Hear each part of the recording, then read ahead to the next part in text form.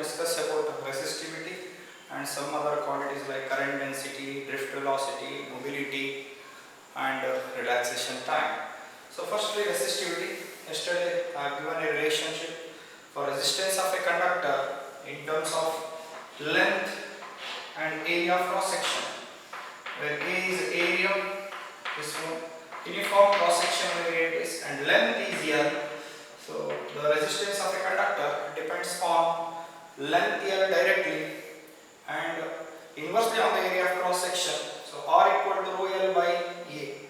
So in this formula, rho is called as resistivity of the material of the conductor, which is also called as specific resistance. Specific resistance or resistivity, both are same for a material. Okay. So this is a constant for a given conductor at a given temperature, which varies with the temperature. Resistivity varies with the temperature, and it does not depend on dimensions, that is, does not depend on length or does not depend on area. Okay. So then resistivity definition. So in the formula R equal to rho L by A.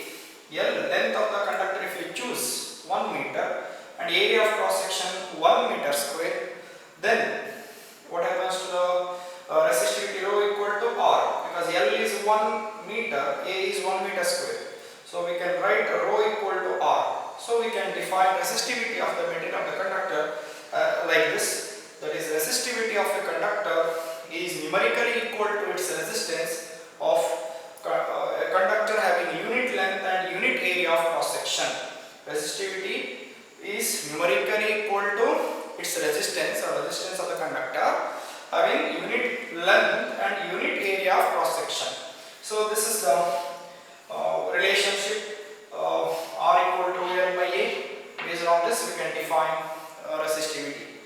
Okay, then next expression for resistivity RA by L you can write in terms of this one, substituting units. We can get the unit of resistivity. So we know that the unit of resistance, yesterday in the previous class I said, is ohm. Then area unit is meter square. Okay, meter square. Then length unit is meter. So then unit of resistivity, SI unit of resistivity, ohm meter square by meter. So can be written as ohm meter. So resistivity is ohm meter. And next I will go to the next topic. Okay, so just see here, the unit of resistivity is ohm meter. Resistivity for different materials is different. In case of conductors, let me write the values for range of resistivity or values of resistivity for various substances. Okay, in case of conductors or metals, resistivity is very small. Resistivity value is small. Material and resistivity.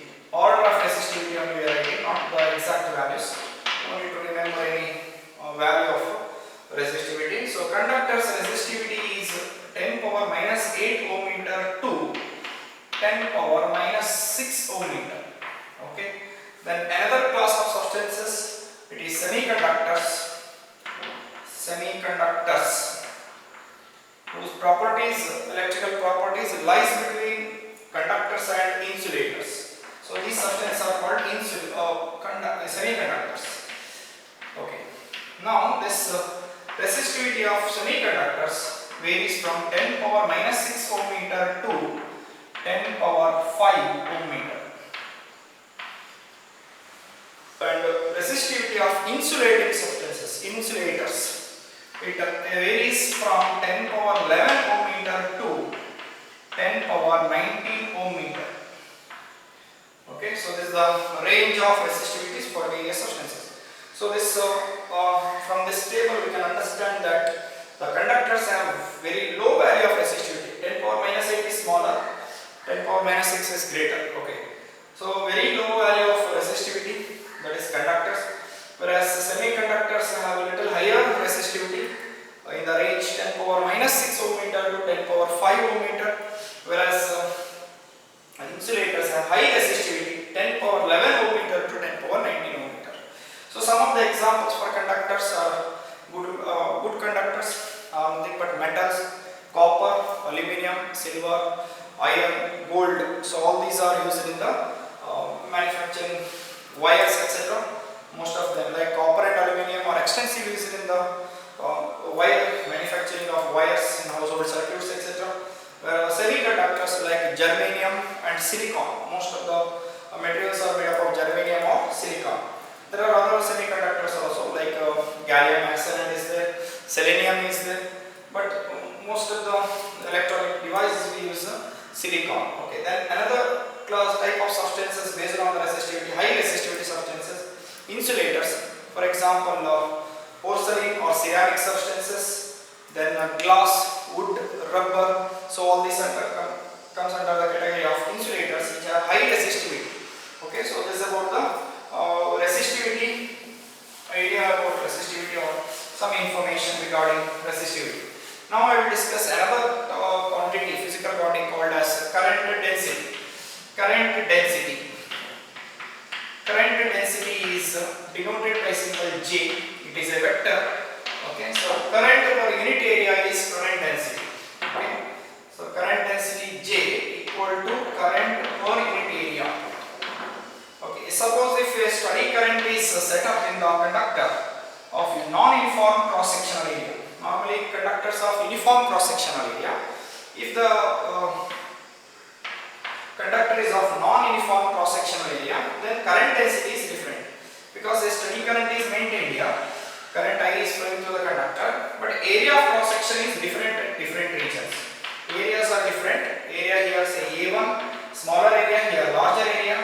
So current density is different. So current density is defined as current per unit area. Current per unit area is called as current density. It is a vector quantity. Current density is a vector quantity. Okay. Then SI unit of current density is current unit is ampere, we know that, and divided by area. Unit of area is meter square in the denominator. So ampere per meter square, am power minus 2. Ampere per meter square is the unit of current density. The next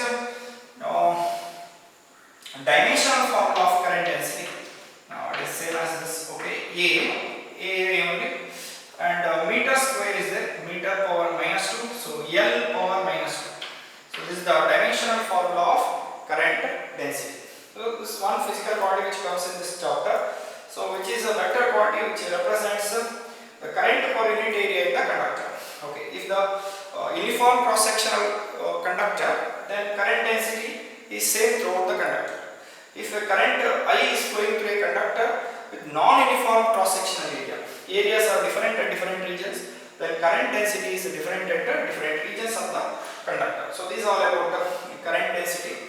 Then I will go to the next one. Derivation is a small derivation, that is the relation, Ohm's law relation in vector form, or equivalent form of Ohm's law in vector notations or in vectors. So Ohm's law we know that very well. Okay, equivalent form of Ohm's law. Form of Ohm's law in vectors, in vector notation.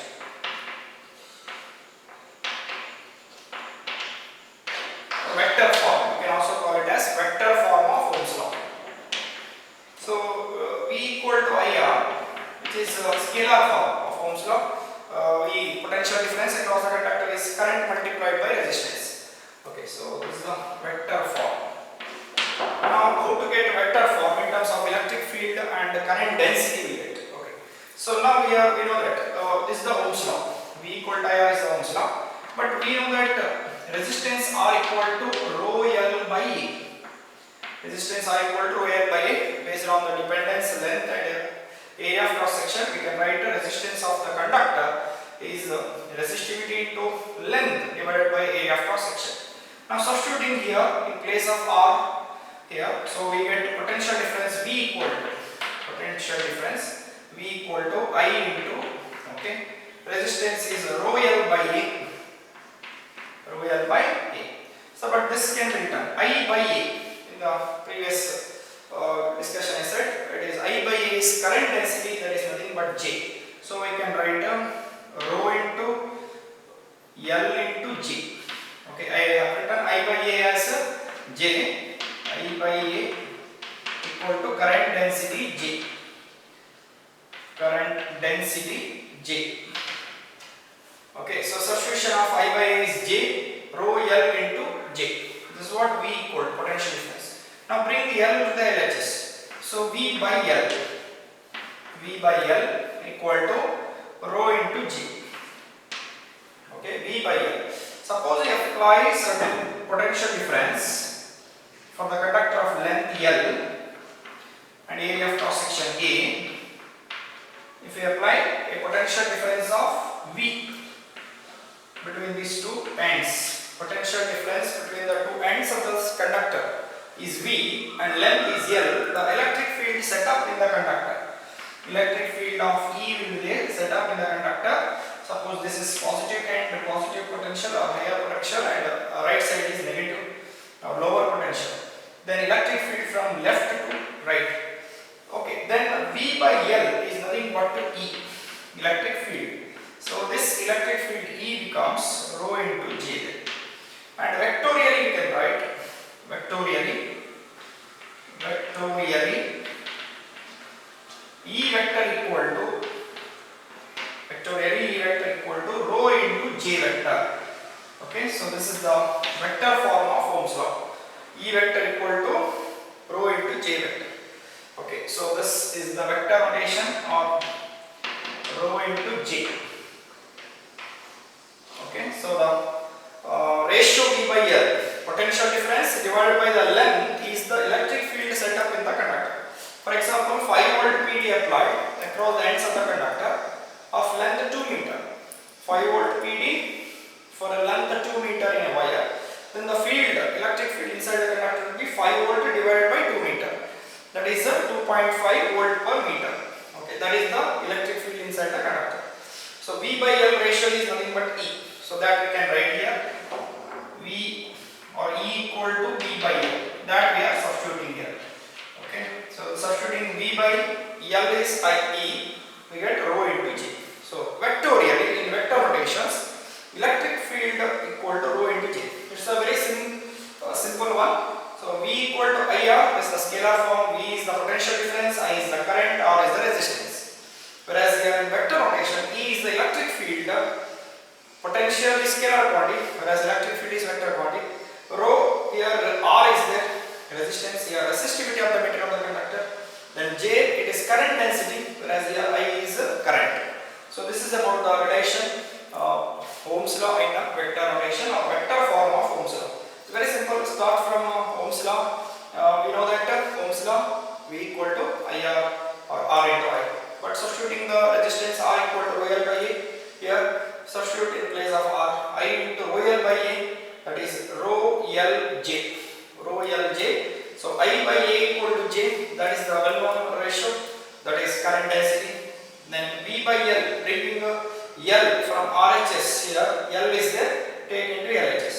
So V by L, let us, so V by L in the RHS, what is left out? Rho into J. J is current density. Then V by L is nothing but electric field in the conductor. If you apply, say 10 volt PD for a length of 1 meter, the electric field inside the conductor will be 10 by 1. That is 10 volt per meter or 10 Newton per coulomb. Another unit of electric field is Newton per coulomb. So that is the field. So ratio of potential difference and the length gives you the electric field in the conductor. So E equal to rho into J. So E equal to rho J. So this is the vector form of Ohm's law. Vectorially only we have to write, that is E vector equal to rho times vector J. So this is about the Ohm's law in vector notations. Next we have drift of electrons and drift velocity. Drift of electrons means whenever electric field is applied to the conductor, there will be electron motion or electrons will be drifting. Without the electric field also, electrons are moving within the conductor, but there is no net current, because through any cross-sectional area in any given time, if you take the number of electrons crossing the area in one direction is equal to number of electrons moving in the opposite direction. Hence there will not be any net current through the conductor in any cross-sectional area. But here we derive the drift velocity expression. So electrons are drifting because of the electric field. So drift velocity or drift of electrons. So within the conductor, when no field is applied, electrons are moving in a random direction. They are continuously in motion because of the thermal energy or because of the temperature. So room temperature may be around 300 Kelvin. Because of that, there will be energy possessed by the electron, that is called thermal energy or thermal kinetic energy. So because of that energy, electrons are in continuous random motion within the conductor, but it does not give any current in a particular direction to the conductor. Then now what happens if we apply electric field? If we apply electric field, electrons are drifted, electrons are negatively charged, they are drifted opposite to the electric field. Electrons drift takes place opposite to the electric field. The random motion is there, plus this drift takes place. In addition to the random motion, the drift of electrons takes place. So the effect is drift is also taking place, and random motion anyhow it is there because of the temperature effect. Now drift velocity is a vector coordinate, it is Vd, denoted by symbol Vd. Okay, it is the definition of drift velocity is like this. It is the average velocity gained by the electron opposite to the electric field. Average velocity, average we have to take over the n number of electrons within the conductor. It is the average velocity gained by the electron opposite to the electric field. The term opposite to the electric field very much is needed here, and the term average also. Drift velocity is the average velocity gained by the electron opposite to the electric field. And the expression for drift velocity Vd is equal to minus E tau by m. This is the expression for drift velocity Vd. Minus E tau by m, where E is the electric field, a small e is the magnitude of electron charge, minus E is there, that is the electron charge, tau relaxation time, m is mass of electron. So magnitude of drift velocity Vd is just E tau by m. So this expression says that drift velocity depends on the electric field. E is constant, tau is almost constant, that is the m, mass of the electron is absolutely constant. Only electric field is a variable. Means if in a conductor, if you vary the electric field, the drift velocity of the electrons also changes. It increases. Okay, it varies. That's it. Now, expression for drift velocity. Suppose if you consider any conductor, within the conductor, the electrons are drifting aside. Okay, so initially, I will take. We know that one quantity, that is initial velocity. Soon after the collision, initial velocity of the electrons is 0. Average velocity will be 0. So this Vi average. Just after collision, the average velocity will be random in direction. Hence, for n number of electrons, if you take the average velocity will be 0. Okay, so that is what Vi average for n electrons equal to 1 to n. For the entire substance we take, that is equal to 0. 0, 0 vector we can write. Then next, okay. So now a simple formula. Final velocity V equal to, okay, initial velocity Vi plus acceleration into time. So this is the first year equation of motion we have. V equal to Vi plus At. We studied Vo plus At. So I will take Vi plus Ati. Okay, it is for ith electron. Now the average velocity, drift velocity is nothing but average velocity. So we have to take the average for n number of electrons present in the conductor. Okay, so now when you take average, so what happens? So V average.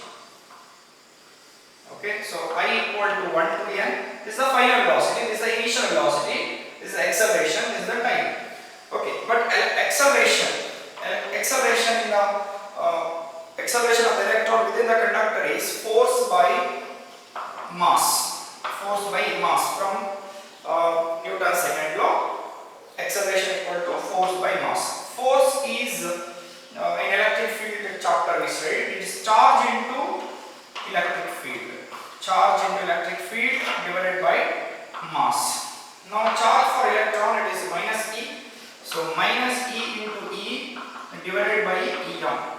So this is the acceleration of the electron within the conductor. Minus E by M, where E, capital E is the electric field, and this negative sign indicates that electron is accelerating opposite to the electric field. Okay, this minus sign indicates the acceleration of the electron is opposite to the electric field. Electrons are drifted opposite to the electric field. Now when you take average on both the sides, so this average Vi, this is the initial velocity average, okay, for I equal to 1 to n, and second acceleration, let it be like that, it is or substitution we can do here, okay, minus I equal to 1 to n, okay, so minus E by m into time ti. So this average we take. Now this average velocity is nothing but drift velocity Vd, and this average is 0. I have stated here. Initial velocity soon after collision, if average is taken over n electrons in the substance, that is 0, because soon after the collision the direction of velocity is completely random, hence average velocity will be taken as 0 for n electrons. And then here this term is 0 minus here you see this one, what happens, this E by m, okay, E by m, which is constant outside, so we can write it here outside, okay, E vector by m, okay, then Ti average of Ti, so that I denote by symbol tau, okay, so hence I get Vd equal, lastly I get Vd equal to minus E vector divided by m into tau, where tau is called relaxation time. Tau is called the symbol tau. It is the relaxation time. Relaxation time is the average time elapsed between two successive collisions. So electrons in random motion, they collide with the atoms or ions. So average time between two successive collisions means one collision may take place at lesser time, another may be more time. So that when you take average for n electrons between two successive collisions, so that time comes to relaxation time. It is average time between two successive collisions, and the order of relaxation time is 10 power minus 14 seconds. 10 power minus 14 seconds. It is an extremely small time. 10 power minus 14 seconds is a very small time. Means within this time the collision between two electrons takes place, or electron with the ion. Okay, so now here this is the expression drift velocity we get. Vd equal to minus E vector by m into tau. This is the drift velocity expression. Magnitude of drift velocity E tau by m. I said drift velocity is directly proportional to electric field, but the direction is opposite to the electric field. Drift velocity direction is opposite to the electric field, hence we can put a minus sign. Vd proportional to minus E. Directions are opposite, and magnitude of drift velocity is directly proportional to electric field. If you apply more electric field, more greater will be the drift velocity. What about the order of drift velocity? Drift velocity is of the order of 10 power minus 4 meter per second in a conductor, and it may vary. It depends on the electric field. If you apply high electric field, then it may vary. So normal situation, it may be around 10 power minus 4 meter per second. Drift velocity is of the order of 10 power minus 4 meter per second. It is a vector quantity. The drift velocity is opposite to the drift of electrons takes place opposite to the electric field. It is a vector quantity. Velocity is well known. It is a vector quantity. So this is all about the drift velocity generation. So let me start briefly. I will explain once again. So drift velocity expression is minus E tau by em. Drift velocity is the average velocity gained by the electron in the conductor opposite to the applied electric field. So if the electric field is applied from left to right, electrons are drifted from right to left. So this is what happens in the conductor. Now how to derive this expression for drift velocity, so first thing we must know that the average velocity, initial velocity just after the collision for n electrons in the substance is taken 0, because soon after the collision the velocity is random, any direction the electron may tend to move, so therefore it is random in the direction, and magnitude also we don't know, so average is taken, then it becomes 0. Now using the first law of motion, first equation of motion, v vector v, final velocity equal to initial velocity plus acceleration into time, v equal to v naught plus at we studied. Here we take initial velocity, this is acceleration, this is time ti for ith electron. Now when you take average for this expression, so average velocity, average final velocity or velocity gained because of the electric field applied, okay, so v average, it is vector from I equal to 1 to n, okay, so that is equal to v ith electron, I equal to 1 to n, it is minus a is acceleration is negative, acceleration is force by mass, force is charge into field by mass, and the charge for electron is minus e, so minus e vector by m, okay, substituting here for acceleration e by m, and ti is the real product, okay, so now e by m is taken outside the summation, and summation ti for I equal to 1 to n collisions, that is called as relaxation time tau, then 0, this term is 0, then 0 minus e vector divided by m into t average value is tau, relaxation time. So finally we get drift velocity equal to minus e vector by m into tau. So this indicates that relaxation, drift velocity is directly proportional to the electric field, but opposite in direction with the electric field. Okay, so this is about the drift velocity. Order of drift velocity is 10 power minus 4 meter per second, whereas order of relaxation time, the average time between two successive collisions is 10 power minus 14 seconds. Okay, so this is about some information, and next we study another property called mobility of the charge carriers. Mobility. Okay, so mobility is denoted by symbol mu.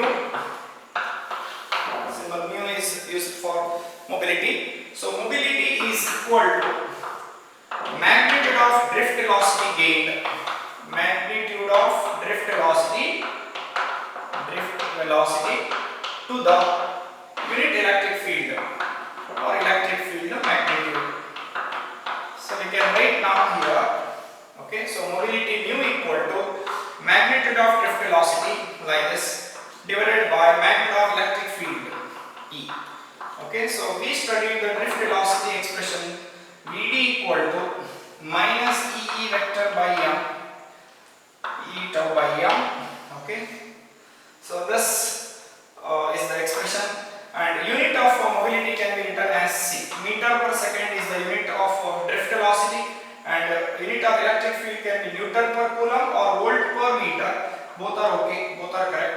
So volt per meter. So finally unit of mobility comes to, okay, so volt goes numerator, so volt power minus 1. Okay, then meter per meter is there in the denominator, so meter square per second. So this is the unit of mobility. Unit of mobility. And we can also write another expression for mobility using this drift velocity. Okay, so drift velocity divided by electric field is mobility. So mu equal to magnitude of drift velocity by electric field Vd by E. So then it becomes E tau by m. Okay, so this is the expression for mobility. Alternatively, E tau by m. Then we can write the dimensions of mobility as mu equal to dimension of E charge, it is so at. Okay, then again time, so t square, at for charge, and tau is t, so t into t square here, and divided by mass is m, so m power minus 1. So this is the dimension of mobility. So this is all about mobility, relaxation time, then drift velocity and current density. So these four things we have discussed in today's session. Next I will continue in the next session.